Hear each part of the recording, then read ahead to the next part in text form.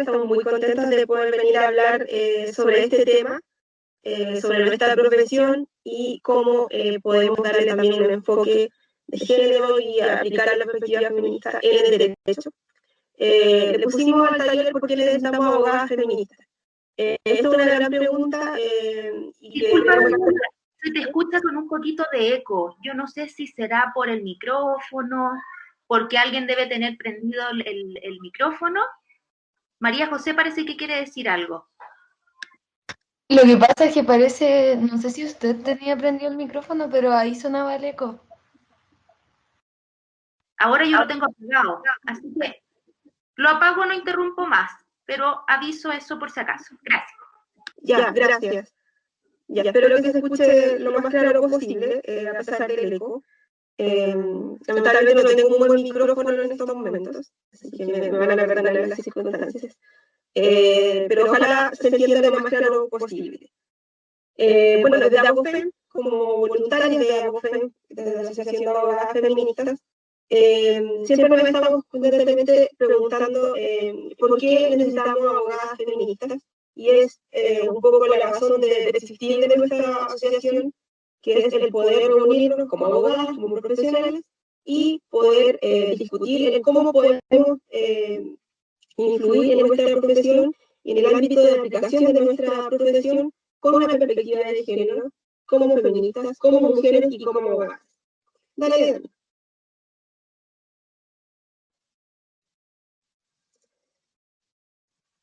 Para partir esta presentación, queremos situarnos un poco en el esquema superior general de por qué necesitamos aplicar una perspectiva feminista en el derecho. Y esto porque el derecho en sí mismo debemos entenderlo como un instrumento sexualizado, es decir, el derecho reconoce jerarquías y reconoce diferenciación entre lo masculino y lo femenino, jerarquizando lo masculino por sobre lo femenino. Es decir, en el derecho siempre ha sido representado como una mujer, como la justicia, pero la verdad es que el derecho siempre ha reconocido como valores masculinos aquellos que son positivos y como valores femeninos aquellos que son débiles y negativos. Y eso es lo que nosotros tenemos que transformar. Dale. Toda esta idea del derecho como un instrumento podemos encontrar en sus bases la idea de la igualdad, que tenemos por un lado la igualdad formal y la igualdad sustancial. Yo creo que ustedes también ya conocen estos conceptos. La igualdad formal como aquella que solo aspira a una igualdad en cuanto a la legislación, en cuanto a la normativa, pero que no es suficiente para garantizar la igualdad sustancial, que es aquella que sí reconoce nuestras diferencias y intenta reparar las discriminaciones. Veo muchas manitas levantadas, no sé si hay algo que aportar. ¿Son preguntas o son algo que tienen que decirme sobre si se escucha bien? Quiero saber. Estimada, lo que pasa es que no es posible escuchar lo que habla porque es mucho el eco. Entonces se me hace un poco difícil entender. Ya. Es eco en tu micrófono, Catherine, porque está toda la gente silenciada con sus micrófonos apagados. Entonces debe haber algo ahí en el micrófono. Ya. Dani, hagamos algo. ¿Podrías saltarte a tu parte de la presentación y yo voy a buscar por ahí un micrófono?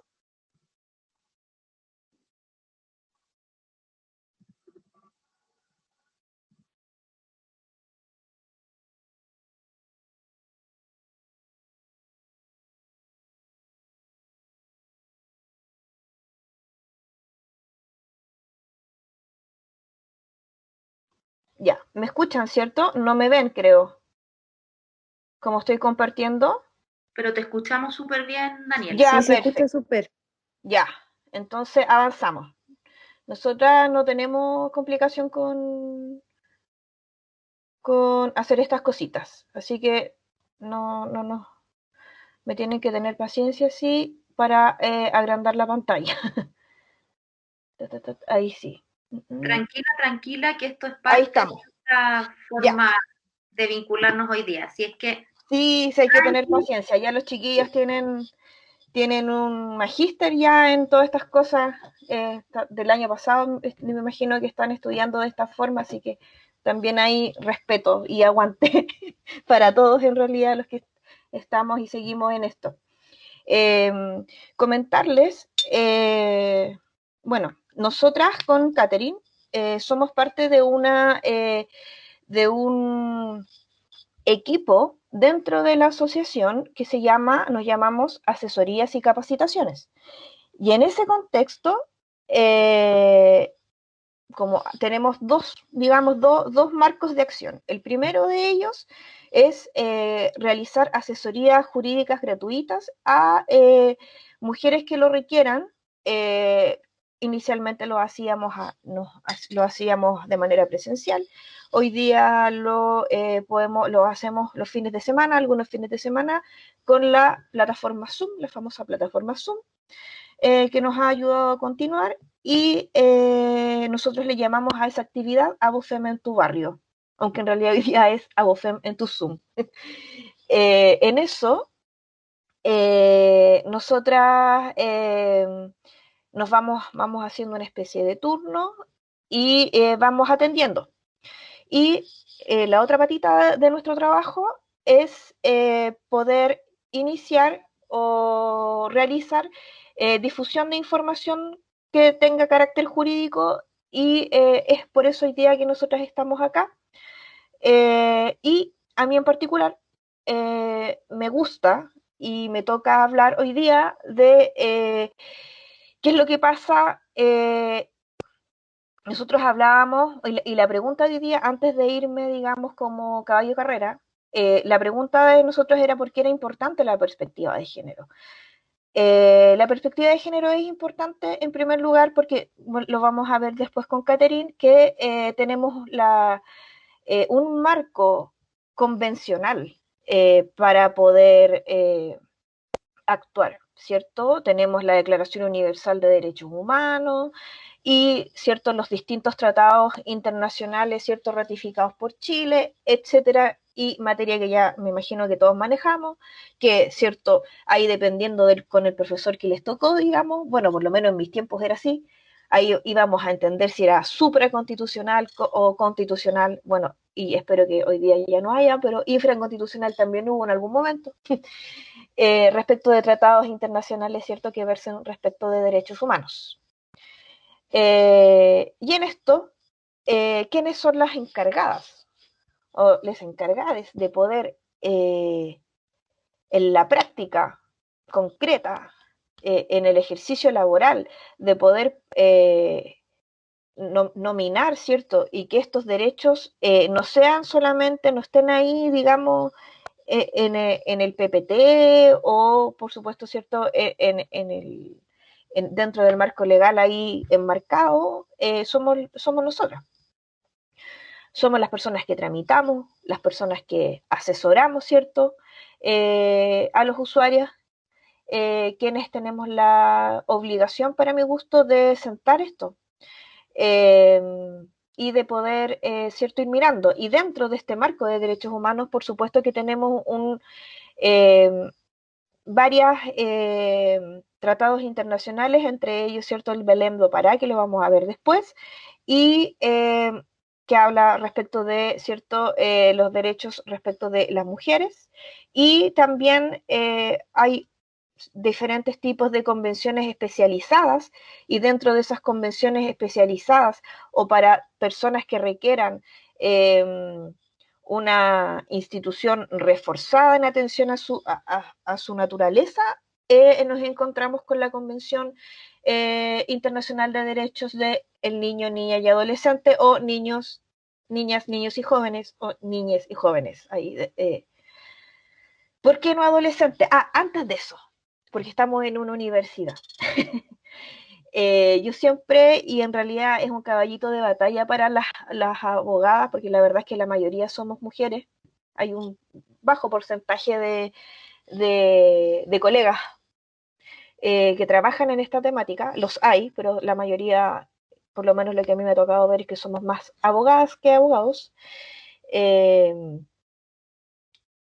A nosotros en la universidad, en civil, nos enseñan siempre a hablar del menor. El Código Civil, ¿cierto?, habla todo el rato del menor, y cuando uno sale de la universidad generalmente, y eso yo lo veo porque a veces me toca en audiencia o de repente en la práctica profesional, hablar con chicos que vienen saliendo de la universidad y ahí se nos hincha la vena porque llegan hablando del menor. Y la verdad es que por convención, desde los años 90 en Chile, los menores no existen en Chile. Y además basta ver la televisión para saber que todavía se ocupa esa nomenclatura que se ha dicho, pero hasta el cansancio por la literatura además también, que tiene un rango y una implícito, ¿cierto?, algo peyorativo, de que es algo menor, que está por debajo de. Y eso tiene que ver con una mirada adultocéntrica que la verdad es que poco favor nos hace como sociedad y que también es importante ir sacándola. ¿Por qué hablar de infancia y de niños, niñas y jóvenes en esta capacitación? Porque también son sujetos de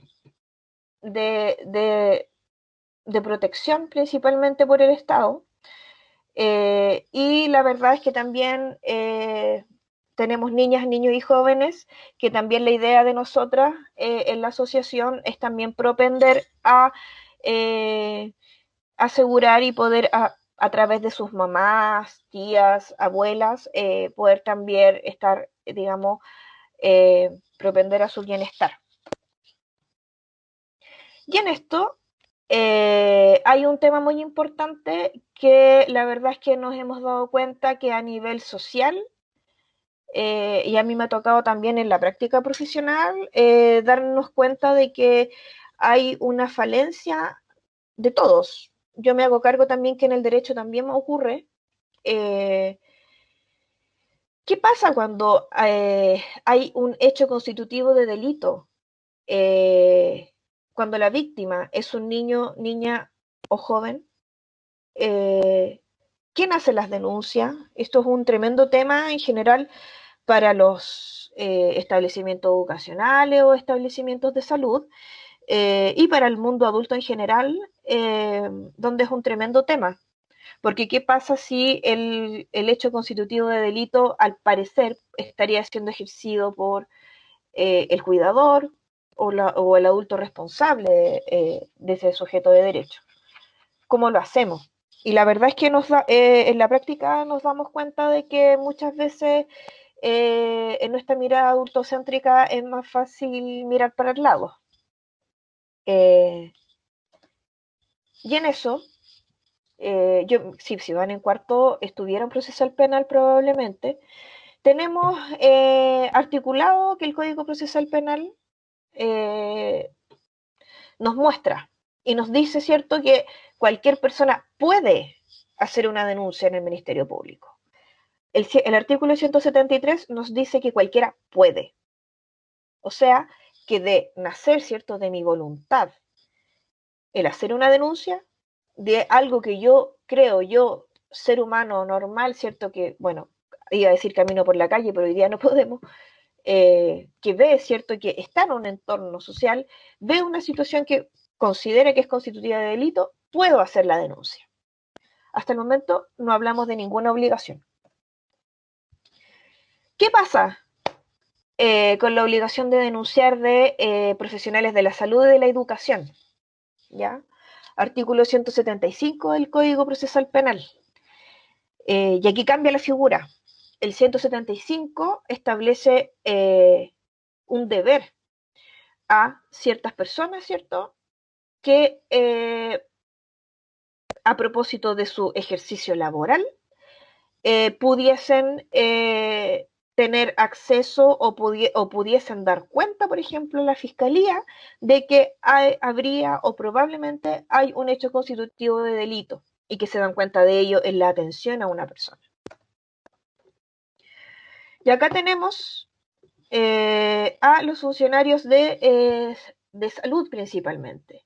Y acá el artículo 175 letra D, ¿cierto?, nos habla en general, bien a grandes rasgos, metiendo, ¿cierto?, como en una bolsa de gato, como digo yo, a todos juntos, a todos los profesionales y trabajadores de la salud que en el ejercicio, ¿cierto?, de sus funciones, noten en una persona o en un cadáver incluso señales de envenenamiento o de cualquier otro delito. Otros delitos. Ejemplos podemos dar un montón que podemos ir mirando. La verdad es que a mí por el ejercicio profesional me toca harto poder capacitar respecto de esto a profesionales de la salud y también de educación, y la verdad es que es una tremenda sorpresa cuando uno comenta esto. ¿Ya? Para efectos prácticos, cuando en el ejercicio de las funciones, ¿cierto?, se visualice que un niño, joven o adolescente, dentro de la expertise técnica que tenga la persona o observe indicadores de algún tipo de delito, yo les puedo poner casos de delitos sexuales, que es lo que yo trabajo, indicador, por ejemplo, indicadores de sintomatología, por ejemplo, de que la persona o que un niño, niña o adolescente estuviera siendo víctima de maltrato físico, psicológico o de algún tipo de delito sexual, o derechamente un relato, la denuncia pasa a ser una obligación legal del profesional. Y esto corre para psicólogos, doctores, cualquier tipo de facultativo de la salud. Es muy importante tener eso muy claro porque más temprano que tarde les va a pasar que las personas les pregunten estas cosas. O de repente que tengan un amigo o amigas profe y que se desconoce esto no está en ninguna malla, de ninguna parte. Entonces es importante tener claro porque también les va a permitir asesorar de mejor manera a las personas. Y ustedes me dirán, ¿para qué vamos a denunciar si en general no pasa nada? ¿Cierto? Por lo menos, aquí yo tengo datos duros del año 2018, el 53,4% de los niños y niñas que han sufrido violencia física grave cree, imagínense, cree que el castigo físico sirve en algunas situaciones para la formación de los hijos. O sea, son los propios niños los que creen que está bien que sufran violencia física grave porque es la forma de corregir y de formar a los hijos. Esa es la sociedad que tenemos hoy día y es lo que hemos creado como un mundo adulto. Que básicamente la mitad de nuestros niños, más de la mitad de nuestros niños, crean que está súper bien la violencia. Estamos claros que por convención estamos dentro de un paradigma que es importante, pero no baja. No baja como a la sociedad propiamente tal. ¿Por qué es importante denunciar? Además de la persecución penal, ¿cierto? Y lo que ya sabemos. El Estado de Chile debe asegurar la reparación jurídica de las víctimas. ¿Ya? Esto por las obligaciones convencionales que tenemos. Y para esto existen programas de reparación jurídica, que son los PRJ. Por lo tanto, cuando un niño o joven es víctima de un delito, puede optar a tener un abogado querellante. ¿Ya? De manera gratuita. ¿Ya? Importante, siempre, esto yo en este caso se los voy a mencionar porque bueno, lo conversamos con Catherine y la verdad es que es importante para nosotras como asociación también y como comisión poder entregar una asesoría que realmente le pueda servir a las personas y que sea también aterrizada, ¿ya? Y dentro de eso lo reflexionábamos y invito también a pensarse esto, comentábamos, en general en los estudios del derecho no se nos prepara mucho para, por ejemplo, recibir un relato de abuso o observar cierta sintomatología o darse cuenta, por ejemplo, cuando una mujer está siendo víctima de violencia de género, etc. Y en eso siempre es importante, que lo voy a marcar si es que puedo, no se puede, esta palabra es importantísima, la credibilidad. Puede ser que yo técnicamente me falten, por ejemplo, elementos objetivos o subjetivos del tipo penal para yo entender que algo es delito. Yo, Daniela, abogada. Pero yo, Daniela, asesora, debo dar credibilidad a la vivencia de la víctima, siempre. Porque aquí dice credibilidad a lo vivenciado. Yo cuando asesoro no soy fiscal, no soy defensora. Yo lo único que hago es acompañar y acoger lo que me trae, ¿cierto?, la persona a la que yo estoy asesorando. Y en eso, como abogados que tramitamos y que hacemos asistencia jurídica, es importante tener esto súper claro, porque a veces una cara, una pregunta fuera de lugar va a hacer que esa persona nunca más vuelva a hablar de lo que le pasó. Y la persona no va a poder tener acceso a reparación ni jurídica ni psicológica, reparatoria. Y eso es bien complejo. Entonces, en eso también la invitación es a pensarnos cómo, desde la perspectiva de género, también es un elemento más que nos va a permitir, y yo diría que uno de los más importantes, para poder prestar una atención más respetuosa para las personas que atendemos. Plazos, nuestros queridos plazos. Cuando yo tengo obligación de denunciar y soy parte de las personas del artículo 175 del Código Penal, tengo 24 horas para hacer la denuncia y estas 24 horas son contadas desde que se tiene conocimiento del hecho. Yo asesoré a una persona o yo, profesora, recibo el relato de un niño en clase, yo tengo 24 horas para hacer la denuncia en fiscalía. Eso es importante también tenerlo claro. Y esto también es muy importante, porque les va a pasar muchas veces que en atención y en asesorías la gente les va a hablar que denunciaron. Yo puse la denuncia en el tribunal. Esa frase en general uno tiene que decir, pero ¿cómo? ¿Cómo hizo la denuncia en el tribunal? ¿Fue a tribunal de familia? Y usted, ¿cierto? Como profesional del derecho, con esa frase usted tiene que saber que probablemente no se hizo una denuncia en materia penal, lo que se hizo probablemente fue un requerimiento de protección.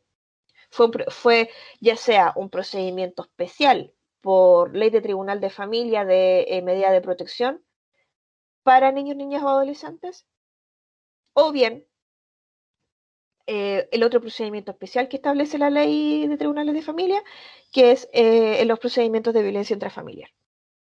¿Ya? Disculpa, Daniela, ahí hay ¿Diga? alguien que tiene su manito levantada. Constanza está levantando su manito. No sé si quiere hacer alguna pregunta, alguna sugerencia. Sí, hola, gracias Priscila. Quería preguntar, que me quedó la duda, yo estoy recién en el tercer año de la carrera, entonces quería hacer una pregunta. Cuando se habla sobre las personas del artículo 175, de la obligación de denunciar, quienes ejercemos quienes somos abogados, o sea, cuando yo obviamente empecé a ejercer, pero los abogados también tienen la obligación de denunciar. ¿Quiénes entran como brevemente, además por decirlo vulgarmente, los profesores y el personal de salud? ¿Nosotros también entramos dentro de ese rango? Eso no me quedó claro. O sea, el 175 en realidad es una nómina, es un articulado con número. Y como nosotros sabemos, eso es una lista bien larga, pero expresamente a los abogados no aparecemos ahí. Y esto es una explicación mía, digamos. Porque ¿cómo va a ir un defensor, por ejemplo, a denunciar a su propio patrocinado? Por ejemplo. Entonces, en esto, para efectos prácticos, porque las demás personas son como jefes de aduana, jefes portuarios y una serie de personas que en realidad, si ustedes quieren, lo podemos revisar. Pero en realidad en la práctica, y en lo que hoy día es lo que, y es lo que en la práctica yo he visto más, y que mis compañeras también han visto más, es que donde se pesquisan más delitos, sobre todo en las materias que nos competen a nosotros de violencia de género y maltrato, ciertos delitos sexuales, generalmente se pesquisa o se da cuenta generalmente con facultativos de salud y en educación, que son ciertos, y también en esta materia es importante tener claro una cosa que creo que no la dije y que no es jurídica, pero que es importante relevarla, es que en general las personas cuando dan cuenta o dan un relato de un delito, sobre todo cuando es delito sexual, y en específicamente también en los niños, niñas y adolescentes, tiene que haber un contexto donde esta persona, la víctima, sienta un espacio seguro, ¿ya? Sienta que es una persona que va a acoger y que no va a juzgar lo que está diciendo. Entonces, respecto de aquello, es bien importante tener claro, por ejemplo, si uno recibe un relato, lo voy a poner quizás en un ejemplo no muy feliz, pero es una joya que hay que cuidar ahí, es algo muy delicado y que hay que darle lugar. Y eso es algo que cuesta de repente que se entienda como en la sociedad civil, porque tenemos muy la cultura de que somos todos como el policía oculto, somos todos como el tío Emilio, entonces todos queremos como investigar más, preguntar de más, para saber, para ayudar, para grabar, qué sé yo. Y siempre hay que tener claro que uno, como yo, más que tu pregunta, tirármela como para el 175, yo les invito a verla para el 173, cuando podemos. Yo me iría para ese lado.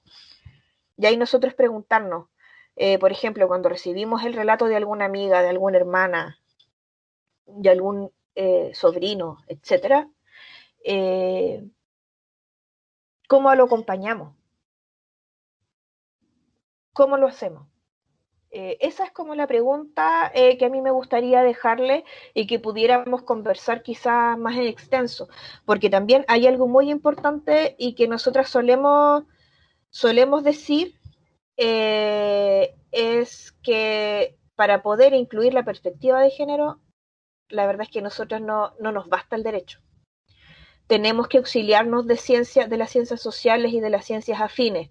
Y cuando hablo de esto, estoy pensando en profesionales psicólogos, profesionales de la salud, trabajadores sociales, sociólogos, etcétera.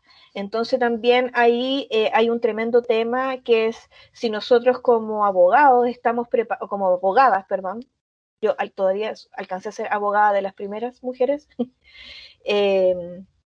si estamos preparadas para poder trabajar con equipos de intervención psicosocial y hacer equipos psicosociojurídicos, porque en la mayoría ahora de los trabajos, por lo menos en los servicios públicos que atendemos personas, es importantísimo el enfoque en bloque de distintas áreas del conocimiento.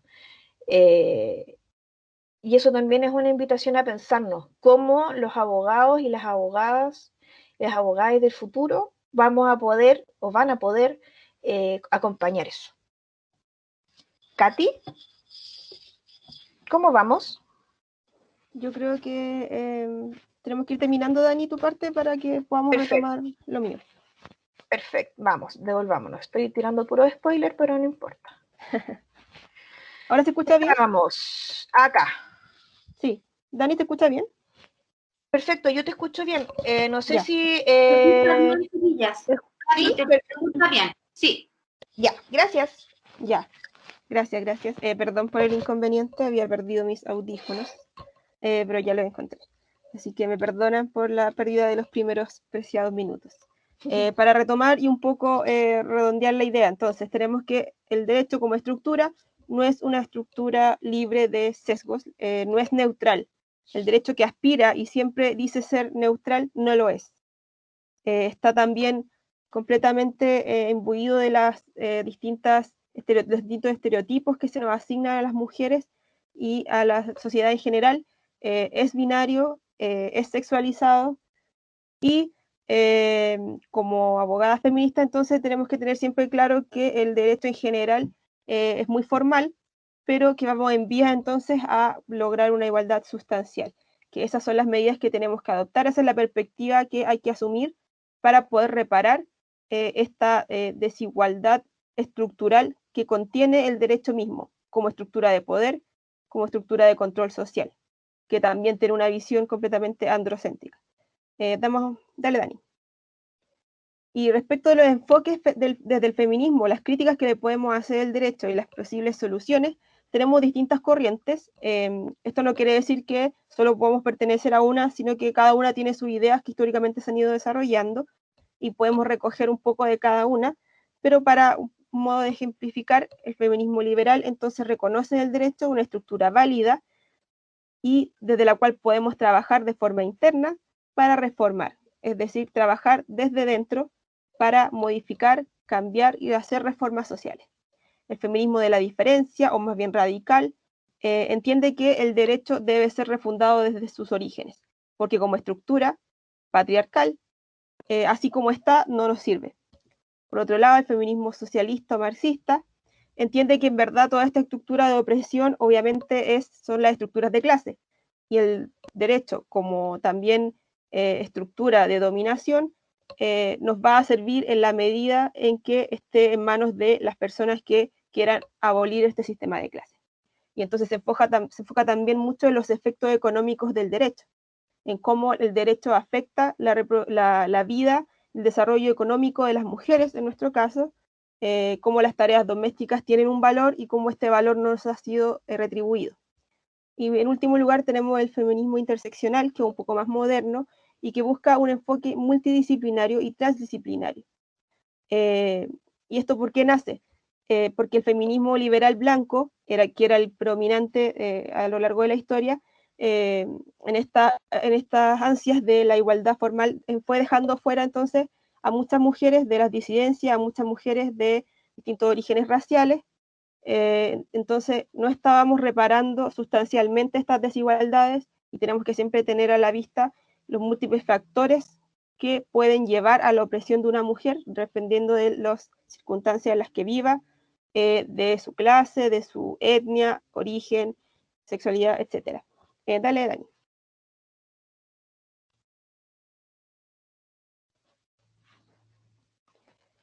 Respecto ya a la violencia de género como tal, teniendo claro entonces este panorama general respecto al derecho, las invitamos entonces a reflexionar el por qué necesitamos abogadas feministas, por qué necesitamos herramientas para enfrentar la violencia de género.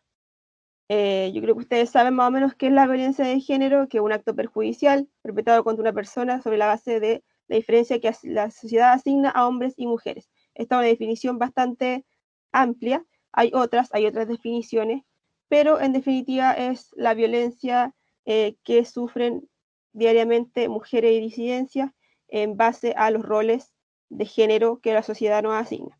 Dale, Dani. Ahora vamos a pasar a un punto clave, que es donde nos podemos tomar, que es son estas normas que son reales, que existen y que nos sirven para aplicar en la práctica, para que podamos bajar estas normas a nuestra práctica cotidiana, que es el derecho internacional de los derechos humanos. Con esta gran idea central y que puede parecernos súper obvia a las nuevas generaciones, pero que no es tan antigua, es bastante moderna, que es que los derechos de las mujeres son derechos humanos. Las mujeres, como sujeto de derecho, tenemos derechos humanos especiales por nuestra calidad de mujeres. Y es por esto que es súper importante que tengamos claro cuál es la protección a nivel de tratados y convenios internacionales a la mujer, porque es lo que nos da el sustento jurídico y lo podemos bajar a nuestra realidad nacional y a nuestra normativa como ustedes deben saber, a través del artículo 5º de la Constitución, entonces podemos hacer aplicables estas normas a nuestros distintos casos, a nuestras distintas instancias en que nos desarrollemos como profesionales a futuro. Es importante tener siempre presente la normativa internacional porque es la que nos puede ayudar a aplicar una perspectiva de género efectiva en cada caso que vamos conociendo. Dale, Dani. Acá tenemos un listado, una escalerita de distintos tratados internacionales o convenios que se han firmado. El primero que tenemos es la CEDAW. Bueno, partiendo por reconocer que el derecho internacional de los derechos humanos nace desde un constitucionalismo bastante formal. Se concibe como sujeto de protección al ser humano, como una generalidad, reconocer diferencias. Y esto se mantuvo así durante bastante tiempo hasta que se aprueba en 1979 esta convención para la eliminación de la violencia, que es la CEDAW, en la cual se reconoce entonces que existen formas de discriminación que afectan de forma especial, como por ejemplo las mujeres, y que esta discriminación está basada entonces en el sexo. Esta convención fue ratificada por Chile recién en el año 1989 y, aunque no lo crean, recién en el 2019, tras 18 años de tramitación, el Senado aprobó en general el protocolo facultativo de esta convención, que es en definitiva lo que lo hace aplicable, que es lo que nos da la oportunidad a las personas de Chile del poder ir ante el comité y presentar denuncias contra el Estado de Chile, es decir, nos permite controlar de forma efectiva que el Estado de Chile cumpla con las obligaciones de esta convención. Es increíblemente reciente. Luego tenemos la Declaración sobre Eliminación contra la Violencia. No, todavía no, Dani. Ahí. En 1993, que también viene a reconocer que los derechos humanos de las mujeres son también derechos humanos y que la violencia contra la mujer constituye una violación de derechos humanos y a libertades fundamentales. Luego, ya en un contexto interamericano, tenemos la Convención Belén do Pará, que es clave y es realmente esencial para nuestro derecho también, al ser interamericano, pero en general fue un punto de quiebre, ya que es la primera que profundiza en el concepto de género y da cuenta de la existencia de un orden social sobre la base sexual, entre la diferencia entre hombres y mujeres, en base a la cual tenemos asignadas distintos roles en una construcción social cultural, y entonces al partir desde identificar los problemas como algo de género, es mucho más específica en hablar entonces de violencia de género como tal. Y además, de forma muy importante, establece en su artículo 6 el derecho de las mujeres a un mundo libre de violencia, es decir, se establece por primera vez un nuevo derecho humano que es específico para las mujeres. Y por último está el Convenio de Estambul, que lo ponemos un poco a modo de ejemplo, que es más reciente, porque es un convenio que, europeo, pero tiene muchos elementos, es muy completo y trata de forma mucho más específica la violencia doméstica. Por lo tanto, se adentra mucho más en lo que es la violencia de género en lo cotidiano para las mujeres. Por lo tanto, también hay que tenerlo a la vista como un convenio marco. Ahora sí, Ani.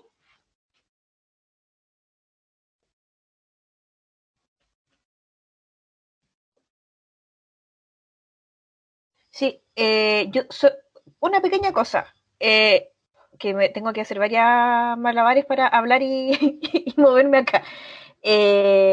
¿Por qué es importante? Y ustedes dirán, pucha, pero ¿para qué están hablando esta señora del convenio de Estambul? ¿Qué lata? Es importante porque si bien no es legislación aplicable, igual eventualmente sirve, por ejemplo, al momento de redactar un requerimiento, una querella, etcétera, sirve como doctrina igual. Igual es importante lo que les decía yo hace un ratito. Si no metemos bulla a nosotras, ¿quién? Tenemos que traer porque finalmente eso puede permitir que también haya principios y estándares que hay en otros lugares como para traerlos por último, para el análisis de la magistratura. Y eso también es importante, y jugársela. Yo prefiero decírselo porque a mí cuando yo empecé a trabajar, a mí me costaba mucho jugármela como con el tema de la doctrina, como que cuesta, pero háganlo, juéguensela y va a resultar. Eso. Gracias, Dani. Sí, eso es muy importante, en verdad, echarle mano a todo lo que podamos encontrar en el marco internacional, sea o no aplicable estrictamente, es importante, por eso lo ponemos igual, porque es bueno, porque tiene un marco relevante y tiene un buen contenido. Respecto a los deberes del Estado, entonces, como les comentábamos, tenemos todos estos marcos internacionales, estos tratados, convenios, algunos que están firmados por Chile. Entonces el Estado tiene el deber de respetar estos derechos, protegerlos, garantizarlos y promoverlos. Esto es un poco los principios básicos de la protección entonces de los derechos humanos y de la aplicación del derecho internacional en nuestro país. Pero, aunque parezca obvio, es importante tener claro cuáles son los deberes del Estado para exigir su cumplimiento en base a esta normativa. Es decir, poder echar mano a estas normas y exigirle al Estado que tiene que respetar y proteger estos derechos que están reconocidos internacionalmente. Porque lamentablemente ha costado harto que esto se haga. Estamos recién empezando a incluirlo, a exigirlo, a que esto se nombre en las sentencias, a que los tribunales lo consideren y a que los mismos abogados, abogadas lo consideremos en nuestros casos. Dale, Dani.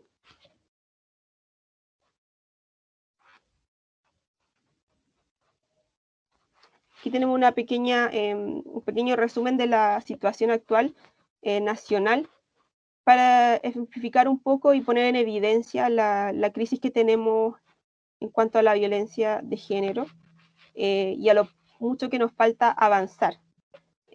Son datos que son realmente duros. Por ejemplo, el 85% de las víctimas de delitos sexuales son menores de edad. La violencia sexual actualmente se presentan en promedio 3.000 denuncias, esto en promedio de los últimos 10 años. Al 2021 van actualmente 9 femicidios consumados, esto según el conteo del CERNAMEG. Sabemos que existen otro tipo también de consideraciones, por ejemplo, Fundación Miles, que tiene otro conteo distinto, pero esto es lo que va un poco a la norma más dura de nuestro derecho, serían 9, lo que es un número bastante elevado para estar empezando el año. Hay harta discriminación laboral, 4 de cada 10 mujeres no están en la fuerza laboral por razones familiares. Sabemos que en Chile todavía cuesta mucho que las mujeres dejen el trabajo, digamos, de cuidado y que lo puedan compatibilizar con una actividad laboral externa, porque la protección laboral igual es escasa y la discriminación sigue existiendo para las mujeres madres. Dale, Dani. Y ahora vamos a hablar un poco de las principales áreas que como voluntarias de ABOFEM hemos identificado, que son las cruciales, son las críticas y sobre las cuales nuestras usuarias siempre se acercan a consultarnos. Y es donde se vive de forma más patente la violencia de género, de forma más cruda, que sería la violencia intrafamiliar, como general, en derecho de familia y en el derecho penal. En cuanto a la ley de violencia intrafamiliar, aquí tenemos distinciones. La violencia intrafamiliar, o el BIF, puede ser constitutivo de delito o puede no ser constitutivo de delito. Cuando no es constitutivo de delito, se conocen tribunales de familia con un procedimiento mucho más deformalizado, mucho más simple. Y cuando es constitutivo de delito, pasa entonces al conocimiento de la fiscalía. Es constitutivo de delito cuando estamos hablando de maltrato habitual o otras figuras que se dan en contexto de BIF. Por ejemplo, delitos de amenazas o lesiones, y también vamos a incluir el desacato, que lo vamos a ver un poco más adelante. Dale, Dani. No vamos a hablar específicamente de la ley de violencia intrafamiliar, porque yo creo que la conocen y de todas formas es una ley bastante sencilla de conocer digamos, en el cuerpo de la ley. Aquí tenemos un pequeño gráfico de quiénes pueden ser víctimas de violencia intrafamiliar y quiénes pueden ser ofensores. Que en definitiva considera a bastantes vínculos familiares. Esto también muestra que Chile crea esta ley de violencia intrafamiliar un poco para cumplir con los estándares internacionales que se nos venían exigiendo de decir, hey, necesitamos una normativa que proteja a las mujeres de la violencia que viven dentro de sus hogares, pero por otro lado, lo hicieron de forma general, no se enfocaron especialmente en la violencia contra la mujer, sino que hicieron una ley de violencia intrafamiliar, en la que incluimos a todas las personas componentes de una familia. Dale, Dani. Y bueno, también puede ser sin parentesco cuando hay personas que tienen padres en común o cuando se trata de una persona que tiene al cuidado algún menor de edad, adulto o persona con algún tipo de situación de discapacidad. Esto es para que no nos olvidemos también de quiénes son todos los sujetos que pueden estar involucrados en la violencia intrafamiliar. Dale, Dani. Ahora vamos a hablar del maltrato habitual que les mencionaba. Esto porque es una figura importante. Fue la gran novedad que se introdujo en esta ley de violencia intrafamiliar, ya que llevábamos al área penal un nuevo delito que estaba especialmente hecho, se supone, para las mujeres que eran víctimas de violencia intrafamiliar de forma constante. El artículo 14 de esta ley define qué es el maltrato habitual, el ejercicio habitual de violencia física o psíquica respecto de alguna de las personas referidas al artículo 5, es decir, todos los sujetos que pueden ser víctimas de violencia de género, salvo que sea constitutivo de un delito de mayor gravedad. En el caso solo aplicará la pena aplicada por ley a este. Y aquí se refiere a la habitualidad, que tenderá un número de actos ejecutados y también la proximidad temporal de los mismos. Dale, Dani. Este delito ha sido bastante criticado por la forma en que fue formulado. De partida no está en el Código Penal, sino es un delito que está fuera de este. El bien jurídico protegido no queda exactamente claro, hay muchas discusiones sobre esto. Excluyen concurso de delitos. El tema de la habitualidad es algo que todavía cuesta probar. Y además, y lo más importante yo creo, es que es un delito residual. O sea, si es que encontramos otro tipo de delitos que aplicar, esos se van a aplicar. Y eso es lo que pasa generalmente cuando Fiscalía recibe de los tribunales de familia las causas que vienen derivadas como maltrato habitual. Fiscalía las toma, investiga, y si es que existe algún indicio de que hubo delitos de amenaza o lesiones, siempre se prefiere ir por estos delitos y por eso se acusa, no por maltrato habitual, debido a las complejidades que tiene probatoriamente este delito. Como les dije, no está muy bien construido. Entonces, la Fiscalía generalmente prefiere ir por los otros que ya están claros y con los cuales están habituados a manejar. Dale, Dani. Como les decía, entonces, son estos tres delitos los que más se ven en el ámbito penal respecto a la violencia intrafamiliar: las lesiones, las amenazas y el desacato. Respecto a las lesiones, dale, Dani. Bueno, no vamos a entrar en las distinciones tan formales respecto a los tipos de lesiones, los grados, dale, Dani, porque eso ya es materia propiamente de penal, pero sí es bueno recordar que existen reglas especiales en el contexto de violencia intrafamiliar introducidos por la ley 20.066, ya que no se podrán calificar como leves las lesiones cometidas en contexto de violencia intrafamiliar. Es decir, se tiene que elevar el carácter de las lesiones, nunca serán leves. Esto no quiere decir que todas las lesiones que se evidencien en el contexto de violencia intrafamiliar deban elevarse, sino que solo que no pueden ser leves. Esto lo he encontrado en tribunales, hay gente que se ha confundido al respecto y que han dicho, no, mira, la verdad es que tiene una lesión menos grave, pero la ley dice que hay que elevarla, entonces grave. No, solo no pueden ser leves, ese es el piso mínimo. Dale, Dani. Respecto a las amenazas, creo que también es uno de los delitos que más se ven en el área penal, y también tienen ciertas dificultades probatorias. Las amenazas también suele suceder que existe denuncia cruzada, ella me dijo, él me dijo, yo le dije, y así, etcétera, etcétera. Pero las amenazas son tan masivas, lamentablemente, pero de todas formas son un indicio y también un antecedente de los delitos más graves. O sea, empezamos con las amenazas y luego podemos derivar en algún tipo de lesión y así vamos escalando. Lamentablemente la violencia intrafamiliar escala y escala y escala porque, como dijo la Dani, la verdad es que desde nuestro trabajo como abogadas no podemos solucionar todas estas problemáticas, necesitamos una intervención multidisciplinaria. Solo de esa forma se puede un poco atacar este problema de violencia de género. Las normas y el derecho no son suficientes. Dale, Dani. Y ahora pasamos a hablar del desacato, que es súper importante, que está en el CPC 240, que a la gente a veces se le olvida, pero que en definitiva es lo que dice que una persona que incumple lo ordenado por un tribunal será sancionado con reclusión menor en su grado medio a máximo. Y esto se aplica mucho entonces en el contexto de violencia intrafamiliar, porque por las complejidades de las relaciones siempre se da algún tipo de orden de alejamiento, por ejemplo, y estas siempre se incumplen, ya sea porque están en proceso de conversaciones, hay acercamiento de parte de los dos, porque la persona denunciada insiste en volver y visitar a la persona. Entonces, por eso el desacato es importante, porque por lo menos desde mi experiencia lo que he visto es que al final es el desacato lo que termina trayendo la persona a tribunales, lo que termina de repente influenciando en que existe una privación de libertad. Pero ¿cuál es el problema del desacato? Que el desacato, por lo menos en área penal, queda completamente en manos de la diligencia de la víctima. O sea, la persona tiene la orden del tribunal y tiene que ella, como víctima, cerciorarse de tenerla, por ejemplo, impresa, estar monitoreando si esta persona se acercó o no se acercó, y si se acerca, llamar de inmediato a la policía, mostrarles esta orden del tribunal, porque si no, es súper difícil, es difícil probar un desacato si es que nadie vio a esta persona.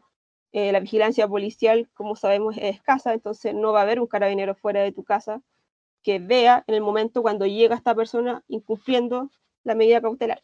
Entonces, por esto decimos que al final, lamentablemente, queda en manos de la víctima y de su propia diligencia el hacer cumplir la medida cautelar para poder alegar luego el desacato. Dale, Dani.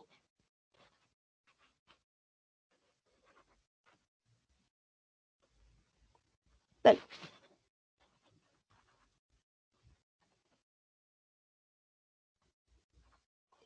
Bueno, aquí un poco de, como les decía, las recomendaciones de qué se trata el desacato. El bien jurídico protegido es la recta administración de justicia, es decir, no está dirigido especialmente a las víctimas, sino más bien el resguardo de que las personas cumplan las normas. Se trata generalmente del incumplimiento de las medidas cautelares que se decretan ya sea en el área de familia o en tribunales penales. Y como recomendación que le hacemos siempre a las víctimas es tener una copia impresa de la resolución para poder mostrarle a carabineros o PDI, quien sea que llegue en el momento en que esta persona quiera denunciar y quiera entonces hacer presente que la persona que estaba sujeta a una medida cautelar la está incumpliendo. Dale, Dani.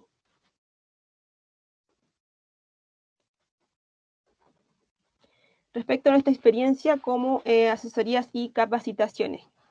Nosotros prestamos asesoría jurídica extrajudicial gratuita a mujeres y comunidad LGBTIQ+. ¿Y qué es lo que nosotros intentamos hacer entonces desde nuestra profesión? Es, después de toda esta gran nube de normas y todo, aterrizarla y intentar aplicar entonces la perspectiva de género en nuestro ejercicio diario de nuestra profesión. Perdón que vaya aquí tan rápido, pero lamentablemente para que no alcance el tiempo. ¿Qué es lo que nosotros consideramos perspectiva de género? Dani, vuelta.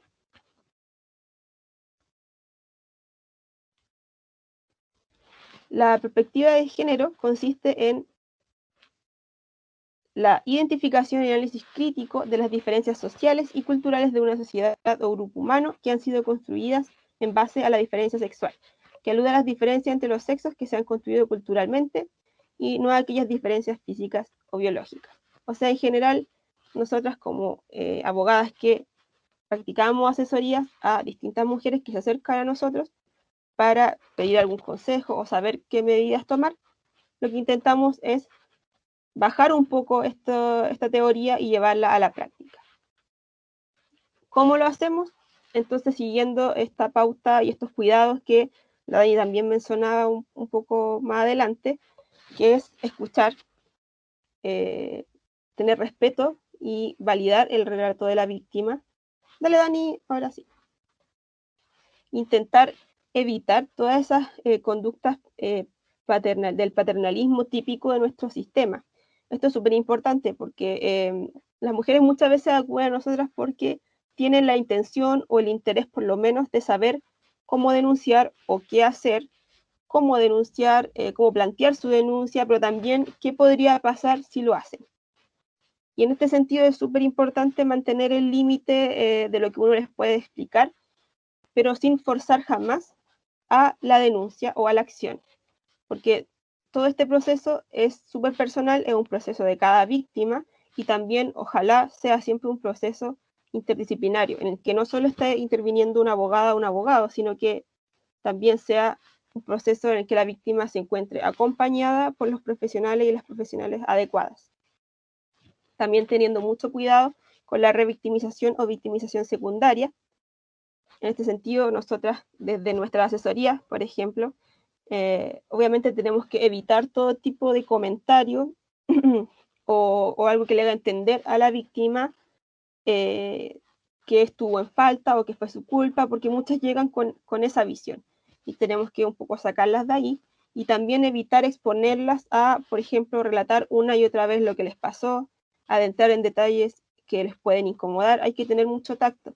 Yo sé que ustedes como alumnas de Derecho en este momento no van a estar asesorando, no es la idea tampoco, pero si es que alguien les pregunta, tener los cuidados necesarios y también saber derivar a las instituciones correspondientes, porque uno siempre quiere ayudar, como dijo la Dani, uno siempre quiere saber más, preguntar para saber qué se puede hacer, pero hay que tener cuidado y sensibilidad, ya que las víctimas de violencia de género necesitan un cuidado especial, porque son personas que se encuentran en una situación de vulnerabilidad bastante profunda, necesitan una intervención multidisciplinaria y si es que caemos en estas ansias de querer intervenir, de querer guiar hacia lo que nosotros creemos es la solución, podemos generar revictimización.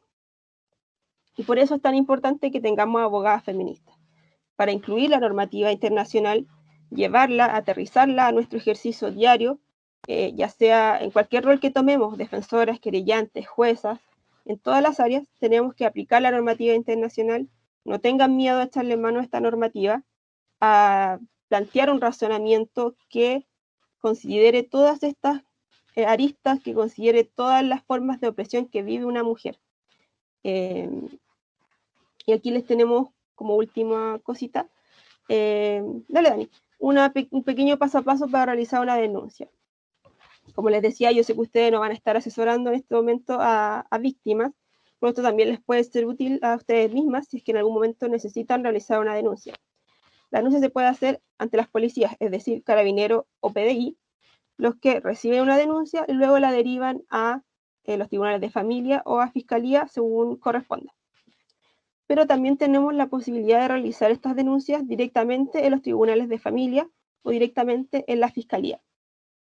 Y actualmente, además, tenemos la posibilidad de hacerlo de forma remota, de forma online.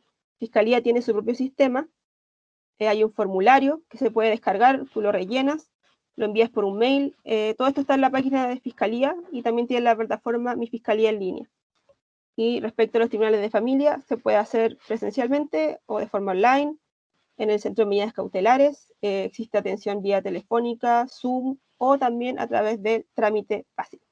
Existen múltiples posibilidades, no vamos a adentrarnos en la práctica de todo esto y todos los detalles, pero es importante que ustedes sepan que existen distintos canales de denuncia, que hay un poco más de facilidades, pero que es bueno también que las personas, antes de meterse a denunciar, tengan un poco de claridad en cómo ordenar su idea. Generalmente ese es nuestro rol en asesoría y capacitaciones, ya que no tomamos la representación judicial, pero sí podemos orientar en lo extrajudicial. Entonces lo que hacemos con las personas, las usuarias que llegan a nosotras, es explicarles cuáles son las vías, cuáles son las distintas alternativas, cómo podría hacer esta denuncia, cómo puede concretarla, y también qué es lo que puede pasar a futuro, el procedimiento, etc. Constanza Belén, levantó la mano. Sí, me quedó una duda porque aparecen los tribunales de familia, pero dentro de lo que pude anotar, salía que informar a los juzgados de familia no es realizar una denuncia. Entonces, ahí entré como en un... me surgió una duda, no sé si yo me enredé misma, entonces no sé si me podrías aclarar como la diferencia. Sí, a ver, por lo menos desde mi parte, que estoy hablando ya de adultos y adultas, los tribunales de familia tienen vías de denuncia de violencia intrafamiliar, ¿ya? Y el centro de medidas cautelares están conectados a los tribunales de familia, por lo tanto uno también puede dirigirse primero ahí, te derivan luego a tribunales de familia, se dicta la medida cautelar necesaria y se ingresa al proceso de denuncia de violencia intrafamiliar. Eso es una cosa. Ahora, cuando hablamos de niños, niñas o adolescentes o jóvenes, como explicó un poco la Dani, que si quiere intervenir me avisa, pero ahí cuando las personas de repente quieren denunciar o poner en evidencia algún tipo de situación de vulneración de los derechos de niños, niñas, adolescentes, acuden a tribunales de familia, pero lo que están haciendo ahí es comunicar una situación de vulneración de derechos, y para eso se inicia entonces generalmente una causa de medidas de protección, que no es lo mismo que una denuncia en el área penal o en el área de violencia intrafamiliar específicamente. Esa es la diferencia. No sé si la Dani quiere ahondar en eso. Sí, sí, yo creo que es muy importante la precisión que está haciendo Catherine, porque quienes tenemos que tener clara la distinción somos nosotras las abogadas. Porque el usuario en general, todo lo que haga, ya sea en fiscalía, en la defensoría o en un tribunal de familia, va a ser denuncia. En general, a nosotras en asesorías y capacitaciones nos pasa mucho que la gente llega y hice la denuncia. Y tú cuando empiezas a conversar con ellos te das cuenta que en realidad no la hicieron. Fueron a preguntar a la fiscalía o fueron al tribunal, no sé, al tribunal de garantía, etcétera. Múltiples hipótesis y muchos ejemplos también de eso. Entonces es importante que nosotras como profesionales tengamos la claridad, porque claro, el tribunal de familia tiene este formato como denuncia en tribunal de familia de BIF, para que la gente comprenda esto. O sea, nosotros tenemos que pensar que la gente cuando informa o manda un casa noticias entiende que eso es denunciar. Pero nosotros somos las encargadas de saber la distinción. Yo cuando hablo de niños, niñas y adolescentes, hago siempre la precisión de que cuando yo informo de una situación de vulneración de derechos en el tribunal de familia, yo no estoy haciendo una denuncia porque el objetivo es distinto. En el objetivo de niños, niñas y adolescentes, yo lo que hago es, oiga, tribunal de familia, yo, directora del colegio, la niña me dio este relato a la profesora. Generalmente el colegio se va a quedar con que hicieron la denuncia, pero en realidad lo que están haciendo ahí es pedirle al tribunal que abra una medida de protección en favor del niño. ¿Y qué es lo que hace el tribunal? Va a evaluar los antecedentes y el tribunal de familia no tiene competencia para poder aplicar una sanción penal. Lo que sí va a poder hacer es tomar alguna medida de protección. Y en esas medidas de protección, por ejemplo, estaría el ingreso a un programa de reparación de maltrato y de abuso sexual infantil, por ejemplo. Y eso lo puede ordenar de inmediato, con la sola presentación del requerimiento de protección. Eso es en materia de niños, niñas y adolescentes. Ahora, el mismo caso, ¿qué es lo que debería hacer de la manera correcta? Que el colegio, ¿cierto?, correctamente haga el requerimiento de protección en materia de familia y de manera paralela realice la denuncia propiamente tal en Ministerio Público. O sea, que esos mismos antecedentes se vayan a Fiscalía. Porque esa es la única forma que ellos como denunciantes se aseguran de que la denuncia se hizo por la vía correspondiente. Pero esa asesoría y el tema de los objetivos que tiene cada tribunal es lo que nosotras como profesionales tenemos que tener súper claro, súper claro.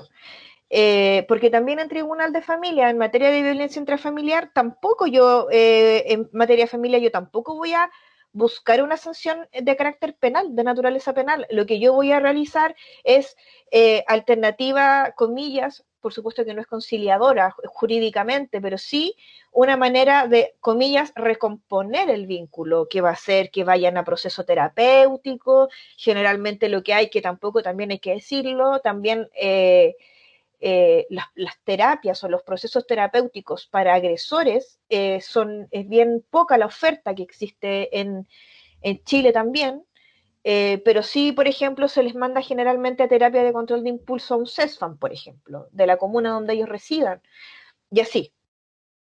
Pero siempre para nosotras, profesionales del derecho, tenemos que tener claro que el Tribunal de Familia va a tomar medidas en pos de quien se está solicitando una medida de protección o bien de quien lo está requiriendo en tanto adulta víctima de violencia. ¿Ya?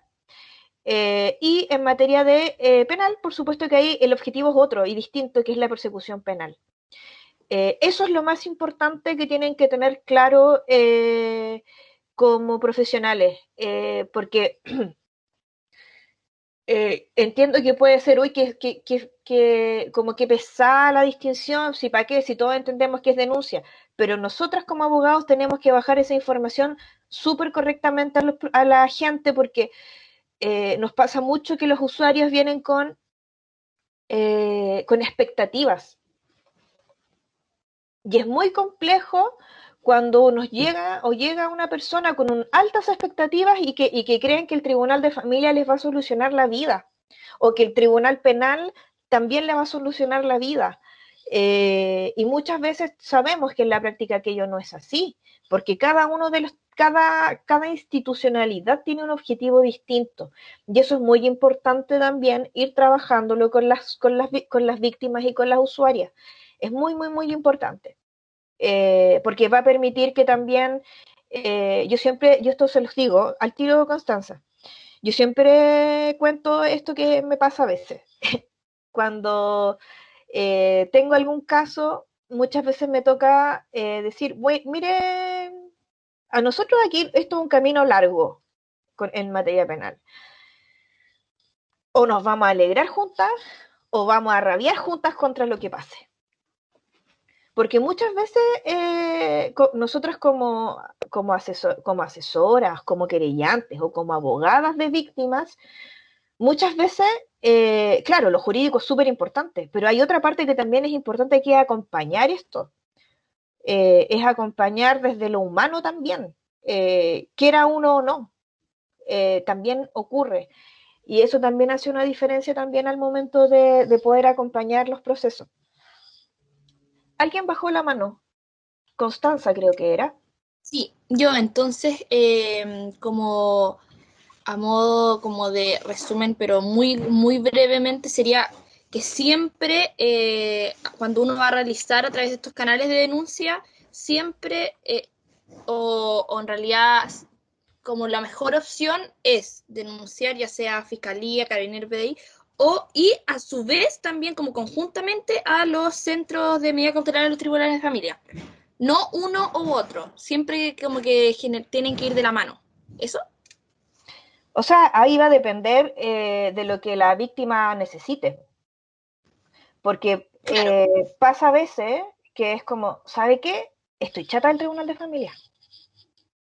Chata, porque he ido 5.000 veces y no tengo ninguna respuesta.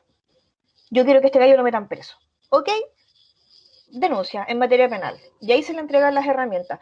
Entonces, siempre, por lo menos, nosotras tratamos de evaluar qué es lo que quiere. Por eso también nosotras hablábamos de evitar como el paternalismo. Porque para nosotras va a ser muy fácil decirle, pero hagamos todo juntos. Pero hay que ver a qué está dispuesta la víctima, a qué está dispuesta la usuaria. Eso es algo que yo no te puedo responder así como, o que nosotras no podemos dar una respuesta. Nosotros te vamos a hablar de lo técnico, pero cuando estás con una persona, lo principal es ver qué es lo que a ella le hace sentido también. Principalmente, porque finalmente la persona de todas maneras va a hacer lo que estime pertinente. Si estamos tratando, por lo menos en ABOFEM trabajamos y asesoramos a adultas y así las tratamos también. Y bueno, y en mi caso del ejercicio como del trabajo, también a los jóvenes y a los niños se les pregunta qué es lo que quieren. Por supuesto que sí. Y a mí me ha tocado algunas veces explicarles, ¿sabe qué, fiscal? El niño no quiere venir más para acá. Está aburrido, está chato, lo citaron 3 veces, no quiere más. No quiere ir a juicio. Y yo tengo el deber de manifestar aquello. Ahora, yo no le puedo prometer a ese niño que no va a ir, porque puede ser que el tribunal y que la defensa pida que vaya a juicio. Eso no está en mis manos, pero sí yo puedo comunicar e ir evaluando, ¿ya? Nosotros en realidad a eso apuntamos. Y como gran, no sé si conclusión, entender que cada caso y por mucho que la dinámica de violencia de género sea de la forma que sea, en general cumple con ciertos parámetros y es bien complejo de trabajar, como decía la Katy. Pero sí se puede. Yo quiero que se queden con esa idea. Sí se puede y si nos preparamos, sí se puede. Esa es como lo último que a mí me gustaría aportar. Viene una pregunta de Diego, Katy, por si quieres escuchar, o sea, escuchar obviamente, pero si quieres contestar. Diego, dale. ¿Qué dice Diego? Yo tenía una consulta, es que yo había escuchado hace un par de años que había salido una ley como que hacía que los menores no tuvieran que contar a cada rato la historia, o sea, cada vez que iban al tribunal antes tenían que contar la historia de lo que le pasó. Y eso, yo lo que escuché, no sé si Ya. se hace que tanto al tribunal que ya no tenían que estar tan presentes. Entonces, de eso iba como más o menos en contexto mi pregunta. Sí, esa es la ley de entrevista video grabada, que tiene, creo que es del Ajá. 2018, si mi memoria no me falla, o 2017 por ahí. Y efectivamente, es una ley que está vigente y que se ha ido implementando a propósito de, ha ido por regiones. Bueno, ustedes son muy jóvenes, no recuerdan cómo se implementó el cambio de procesal penal, pero también empezó por regiones y la última región como en implementarse las medidas en materia penal justamente son las metropolitanas. Yo lo que te puedo decir de eso es que efectivamente es una ley que está vigente, pero no operativa aún en todos los espacios. Sí, ¿Ya? también quería comentar sobre Sí. eso, Dani. Por lo menos Sí. en área penal, Dame- ahí me ha tocado... ¿Me dais un cachito? Y en eso Sí, es importante que por mucho que haya entrevista video grabada, igual existe la posibilidad de que citen en materia penal al niño. Lamentablemente o favorablemente, va a depender de la magistratura también y principalmente de la APJO, de la Audiencia de Preparación de Juicio Oral. Pero respecto de la entrevista videograbada, se está implementando y por supuesto yo me imagino que con todo este tema, yo sé que la gente de Fiscalía está capacitada, están todos ya con la capacitación ok, pero yo no sé cómo en este contexto que estamos desde el año pasado, no sé tampoco muy bien cómo se está implementando hoy. Pero yo lo que sé es que hay tribunales y jurisdicciones donde todavía no comienza. Disculpa, Sí, bueno. Daniela y Catherine, solo para complementar a propósito de la entrevista video grabada, Diego. Bueno, yo contarles, chiquillos, chiquillas, que yo fui la jefa del programa Apoyo a Víctimas del Ministerio del Interior antes de hace hartos años atrás, y ahí partió justamente en esos años, como el año 2014, 2015, la creación de esta ley, justamente para evitar más que la revictimización, ojo, porque cuando hablamos de revictimización hacemos referencia a una persona que fue víctima nuevamente de un delito. La entrevista video grabada fue creada para evitar la victimización secundaria, es decir, este perjuicio que le causa a las víctimas el tránsito por el sistema, que es un sistema muy poco amigable, especialmente para niños y niñas. Y en ese sentido, tal como decía Daniela, la ley se ha ido implementando poco a poco, por región, y no son solamente los funcionarios de la Fiscalía quienes están capacitados en estas temáticas, sino que funcionarios de otras instituciones como son el Ministerio de Justicia, el Ministerio del Interior a través del programa Apoyo a Víctimas, particularmente psicólogas y psicólogos que hacen este ejercicio de tener una entrevista, que aquí es importante decirle a la audiencia, es una entrevista, no es un interrogatorio. Justamente sale de esa lógica de interrogar a niños y niñas, de hacer preguntas inadecuadas, de ponerlos en ese lugar, ¿cierto?, de la duda, ¿no?, o de consultar aquellos detalles que a veces lo único que hacen, tal como ha dicho Daniela y lo ha mencionado también Catherine, es dañar mucho más a las personas que han sido víctimas de un delito, en este caso a niños y niñas. Entonces, ahí hay hartos profesionales de distintas instituciones que se han preparado en este ejercicio, que sin lugar a dudas no resuelve el problema de la victimización secundaria, porque esto es un problema de un sistema que es muy poco amigable para las víctimas, ¿ah? Para las víctimas de delitos violentos, para las víctimas de delitos sexuales, porque en general donde se pone, y esto se los comento a propósito de que todos aquí son abogados en formación o ya son abogados, le pone a la víctima la responsabilidad, en definitiva, de que a través de ella se pueda probar si es que hubo un delito o no hubo un delito.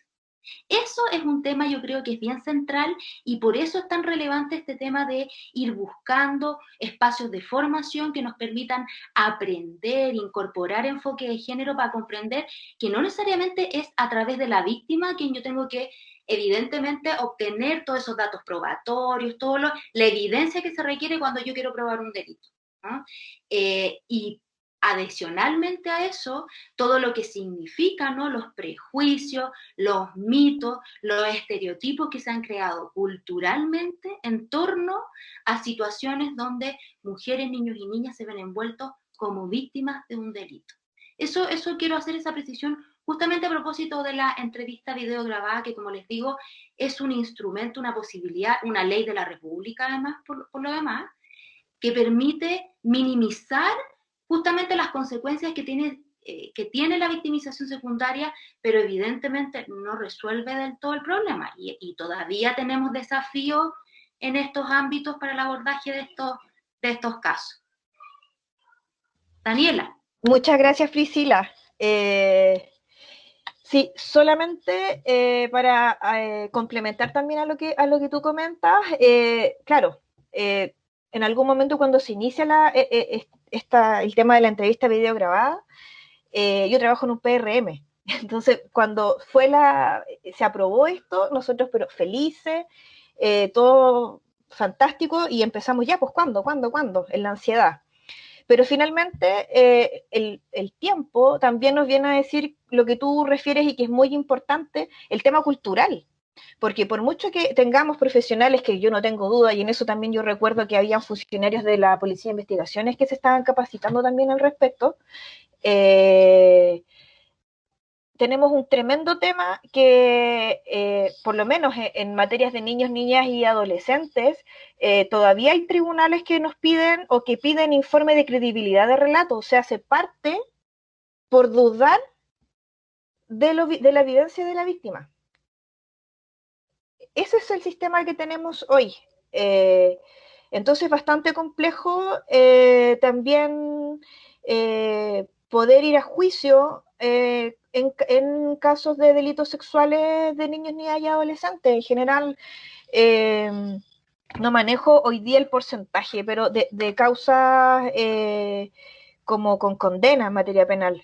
Pero la verdad es que yo sospecho que no es tan alta en comparación, pensando además comparándolo, digamos, con el mundo adulto, cosa que no es menor, o sea, vimos la cifra, un 85% más o menos de las víctimas de delitos sexuales son niños, niñas y adolescentes. Entonces tenemos muchos desafíos, y eso es lo bonito de trabajar en esto, a pesar de que es harto trabajo y que a veces desgasta, pero es bonito, y también por eso es importante y agradecemos este espacio, porque nos permite también, y les va a permitir a los futuros colegas ya tener claridad de dónde van a ir pisando, tanto en la práctica profesional o como eligiendo el espacio en el que quieran trabajar después. Así que súper. Gracias, Daniela. Chiquillas, chiquillos, está Catherine también que nos ha cerrado. Creo que sería bueno ya ir cerrando nuestro espacio de formación. Nos hemos alargado bastante. Son las 11:30, habíamos pensado en 1 hora. Yo quiero dejar la palabra a Catherine y a Daniela para ir cerrando. Y bueno, también está por ahí de nuevo la manito de Constanza levantada. Constanza, última pregunta, y Catherine y Daniela, queridas compañeras, palabras al cierre, digamos, para ir cerrando esta interesante presentación, que yo creo que nos hacen un recorrido desde situarnos, ¿cierto?, desde el derecho internacional de los derechos humanos como un contexto, un marco que nos permite pensar el derecho, y no solamente el derecho, otras disciplinas.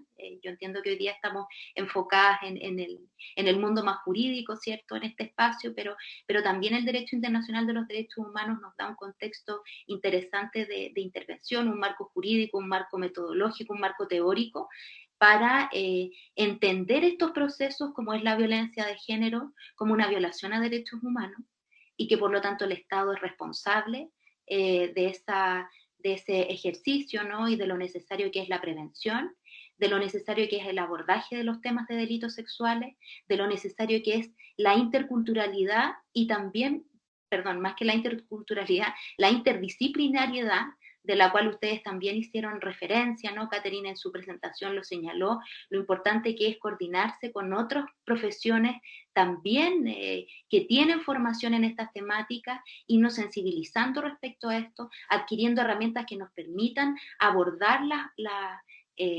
estos fenómenos, ¿no?, lamentables que tienen que ver con violencia y que tienen muchas aristas. ¿Ah? Por una parte tenemos un sistema, ¿cierto?, jurídico, con un procedimiento donde ustedes van a ser finalmente los especialistas en ese ámbito, ¿no? Pero está todo esto otro, ¿cierto?, dentro del cual se inscriben estas instituciones, que son los escenarios culturales, que son los desarrollos sociales, ¿cierto?, que vamos teniendo en estas materias, y que por lo tanto es tan interesante ir también conociendo y aprendiendo de las otras disciplinas y también de las experticias que van teniendo las otras disciplinas, no necesariamente los psicólogos, aquí pienso también en los trabajadores sociales, justamente en los profes, ¿cierto? Tal como ustedes dijeron al principio, el espacio del colegio, de la educación, ¿no? Particularmente de la primaria y secundaria, es un espacio donde se reciben muchas denuncias, en los sistemas de salud, donde también ocurren, y también los funcionarios de salud son profesionales que eventualmente están vinculados a la recepción de denuncias o pueden estar frente a un delito, ¿cierto? Y más allá, yo creo que de las consideraciones, ¿cierto?, jurídicas en torno a lo necesario que es, evidentemente, denunciar, también la responsabilidad social que tenemos en torno a este tema, ¿no? Y por lo tanto, invitarnos a todos y todas a esas reflexiones que tienen que ver con cómo me estoy formando como profesional, cómo voy a enfrentar un sistema que, como les decía, no es un sistema cálido, no es un sistema cercano, es un sistema súper hostil y bien brutal para las personas que son víctimas de delito y particularmente de estos delitos, ¿no? Y que por lo tanto la pregunta aquí tiene que ver con esa reflexión ética que tenemos que hacer también en relación a cómo se van a ir abordando estos temas. Así es que por nuestra parte solamente dejarles entonces las palabras a Catherine y a Daniela para ir cerrando este espacio. Y bueno, no sé si estaba por ahí Constanza, que quería hacer la última pregunta. Sí, Priscila, la verdad es que no sé si mi pregunta sirva para ir cerrando, pero va referida con la existencia de estos tribunales que como exigen la credibilidad del relato. Entonces, mi pregunta para Daniela y Catherine sería, ¿qué proponen ustedes para cambiar eso o cuál es su opinión frente a un posible cambio en esto? ¿Qué habría que hacer? ¿Qué se necesita? Y cómo se puede empezar a realizar eso. Y gracias. O sea, yo creo que aquí ni la Catherine ni ninguno de los que está acá puede darte una receta como mágica al respecto. Lo que sí yo te puedo decir, y voy a volver con lo que yo comencé como mi exposición, que tiene que ver con el adultocentrismo, con esto de entender que el mundo adulto sabe lo que es bueno para los niños, sabe lo que es bueno, o tomar decisiones, digamos, así como un poco como el patriarca. Esto se hace porque yo soy, digamos, mientras nosotros sigamos con esta mirada adultocéntrica de entender al adulto o la mirada adulta como lo correcto. Y volvemos al tema, y a ver a los niños, niñas y adolescentes como menores, vuelvo a recalcarlo, vamos a seguir en esto. Si bien el cambio de paradigma se obtiene en Chile a través de la convención, culturalmente no baja. Y si hay algo que yo creo que los que estamos acá sí podemos hacer es cambiar ese paradigma. Yo invitaría, por ejemplo, a la pequeña tarea, muy pequeña, y que es una gran tarea, de comenzar a dejar de decir menores. Y empezar a hablar de niños, niñas, niñes, adolescentes o jóvenes. Yo creo que eso, cambiar esa nomenclatura a nivel social, sería un tremendo avance, porque ahí, con ese pequeño cambio, ese pequeño gran cambio, va a permitir que se deje de pensar en el niño como de manera peyorativa, ya como yo repetí en algún momento y lo reitero, el concepto menor, si bien está en el Código Civil, todos sabemos que el Código Civil está bastante desactualizado. Tenemos la Convención y es norma de derechos humanos. Empecemos por ahí. Yo creo que acá el sistema va a ir cambiando a medida que los que trabajamos en el sistema y los que estamos interesados en incluir o trabajar en el sistema, empecemos a tener una mirada que cada vez más vaya dejando de lado el adultocentrismo y empezando a ver a los niños como sujetos de derechos y no como un objeto de protección, sino como sujetos de derechos. Yo creo que eso sería como el cambio, y con esto voy a cerrar. Agradecerles a todos el tiempo, el espacio, y eso, lo pasé muy bien exponiendo. Katy. Gracias Dani. Bueno, y también gracias por la pregunta. Yo también a modo de cierre, solo para referirnos ahí a la última pregunta, efectivamente si nos pusiéramos a hablar del rol de la víctima o el cómo validar el relato de la víctima dentro del sistema penal, podríamos estar horas más hablando y teorizando al respecto. Efectivamente no tenemos la respuesta para eso, pero sí tenemos la tarea, creo yo, el deber, todas nosotras como abogadas, de empezar a aplicar algo tan sencillo como es el validar y el respetar el relato de la persona que se acerca a nosotros, esto también desde la perspectiva de adultas, ya desde mi parte, adultas. Validar el relato, ser respetuosa, evitar las conductas paternalistas y ya luego dentro del sistema mismo intentar también que este relato sea respetado, sea validado, el darlo por cierto desde un inicio, obviamente es algo que va ya mucho más profundo como a las raíces mismas del sistema procesal penal, que es algo en lo que no podemos adentrarnos ahora y frente a lo cual podemos tener muchas críticas, muchas propuestas, están ahí dando vuelta digamos, en el medio internacional también, casi el invertir la carga de la prueba, etcétera. O sea, son cosas en las que podríamos adentrarnos mucho, pero creo que en este momento no tenemos el espacio.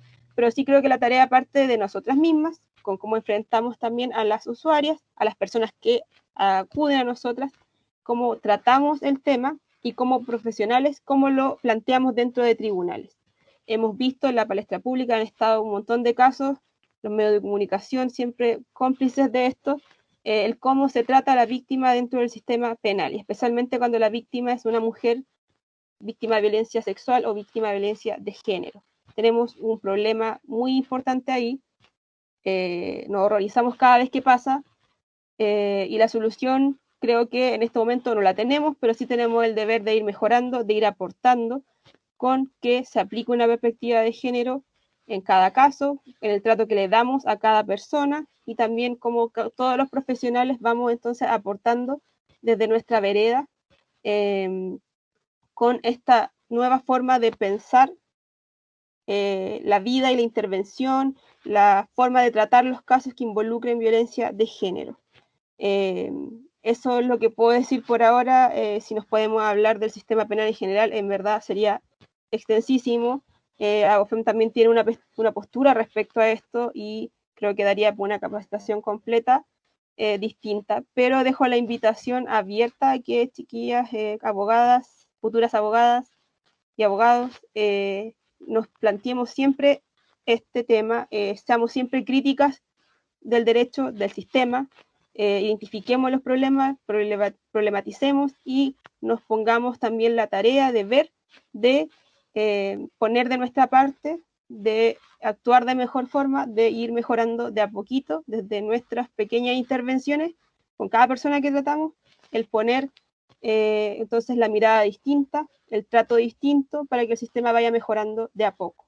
Y por eso es súper valorable esta instancia que nosotras como estudiantes en su momento no tuvimos. Debo decir, yo no salí hace tantísimos años de la universidad, pero de todas formas no tuve nunca un ramo enfocado en perspectiva de género. Así que también felicitar a la universidad porque abran estos espacios y muy agradecidas de que nos hayan invitado. Eso. Gracias, Priscila. Gracias, Catherine y Daniela. Yo creo que nos dejan con hartas tareas, qué interesantes reflexiones además. Como tú bien decías, Catherine, como de ir poniendo un poco en este mismo contexto de lo que son los derechos internacionales de los derechos humanos, ¿cierto? De poner al centro a los sujetos, a las sujetas, a las personas, a su dignidad. Cuando hablamos de derechos humanos, hablamos de eso, hablamos de dignidad. Cuando hablamos de la posibilidad de incorporar enfoque de género en nuestras prácticas, en nuestro trabajo, tiene que ver con eso también. Tiene que ver con pensar justamente en una sociedad mucho más equitativa. ¿No? Yo creo que estamos en ese ejercicio como universidad, queremos avanzar también, no nos queremos quedar atrás con los procesos y cambios sociales. Estamos generando los espacios. Créanme que no es fácil, bueno, es un camino largo, ¿cierto? Nuestras ancestras, nuestras antecesoras, quienes han participado en todos estos procesos lo saben, y por lo tanto todavía nos quedan tremendos desafíos. ¿Ah? Pero yo creo que uno de ellos tiene que ver con esto de poder reflexionar nuestras prácticas, nuestra formación, cómo pensamos y repensamos el derecho. ¿Ah? Yo creo que, claro, de repente está súper como anquilosado, uno tiene la impresión de que hay cosas que no se pueden cambiar, y no, pues existe la posibilidad. Y justamente a propósito de esos pequeños cambios que ustedes decían, ¿no? De ver al otro, a la otra, al otro, al que tengo al frente, como un sujeto, una sujeta de derechos. ¿Ah? Y que desde esa perspectiva tienen que ser protagonistas de su proceso, tenemos que desarrollar procesos de acompañamiento, ¿cierto? Reconociendo un montón de variables que también se cruzan, que tienen que ver con clase, con el origen, con los temas de género, ¿cierto? Con los temas de raza. Hoy día estamos también en un contexto donde las migraciones es parte de nuestra cotidianidad, entonces estamos en una sociedad que está moviendo, se está cambiando. La invitación tiene que ver, yo creo que con eso, ¿no? Con reflexionar, con pensarnos desde esta perspectiva que nos invita a mirar la realidad para avanzar a una sociedad más justa y más equitativa.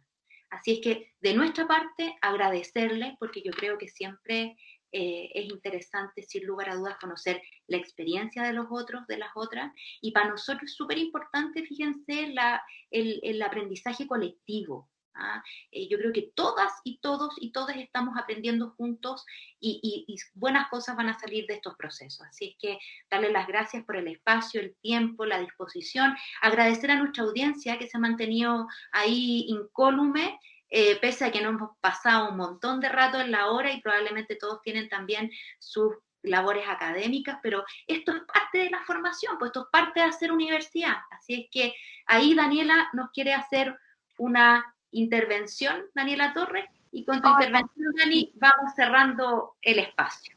Muchas gracias. Muy breve.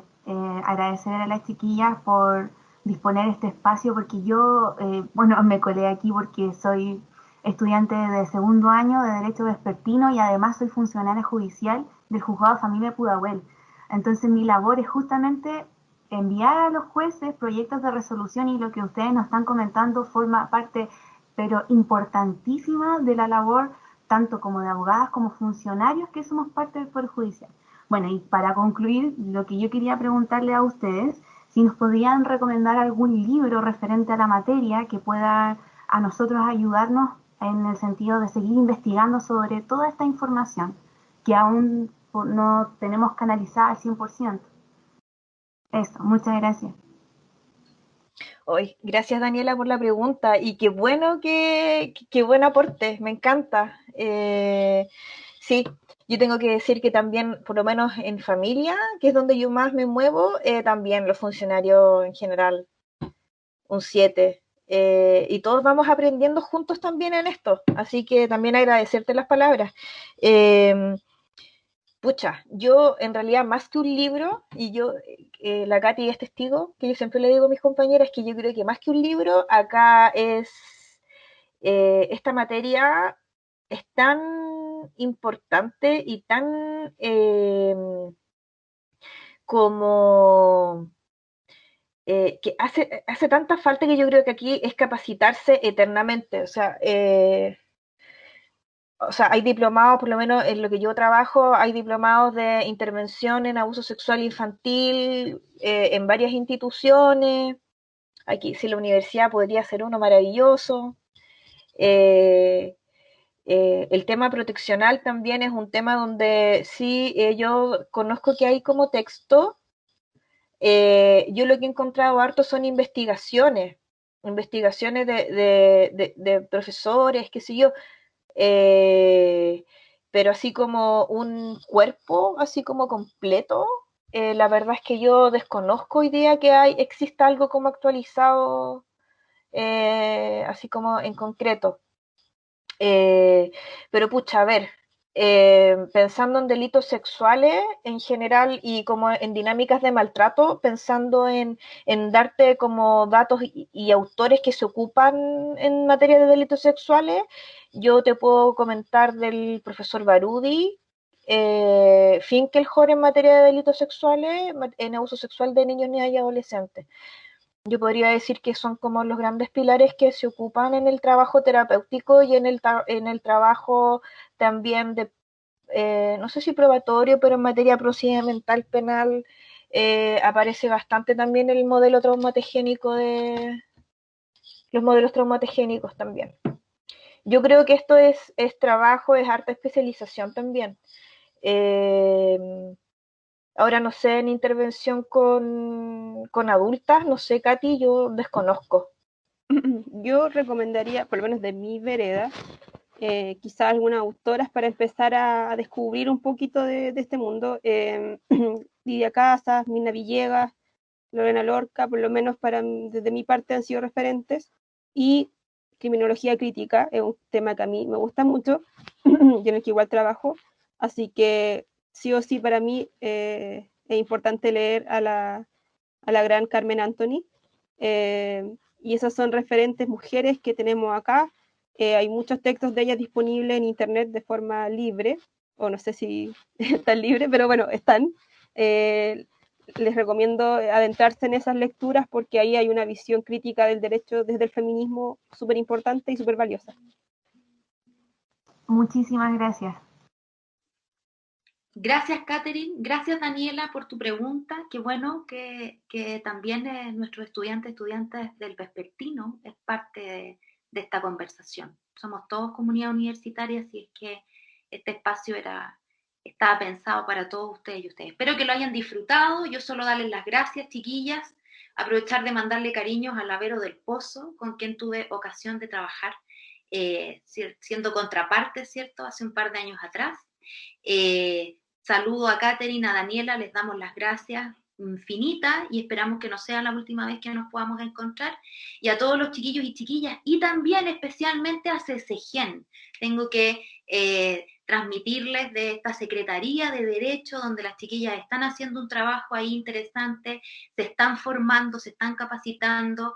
Bárbara, Catalina, Paula, son las que se me vienen a la cabeza, ¿no? Que están en este espacio y que vamos a nosotros también promocionarlas dentro de nuestra página web, donde se están formando, nos estamos formando, estamos aprendiendo todas de estas materias y donde la idea es que podamos seguir trabajando en estos desafíos. Así es que muchísimas gracias a todos, todas y todes, y espero que nos veamos pronto en un espacio de estas mismas características y contando quizás los avances que hemos ido teniendo en estas materias.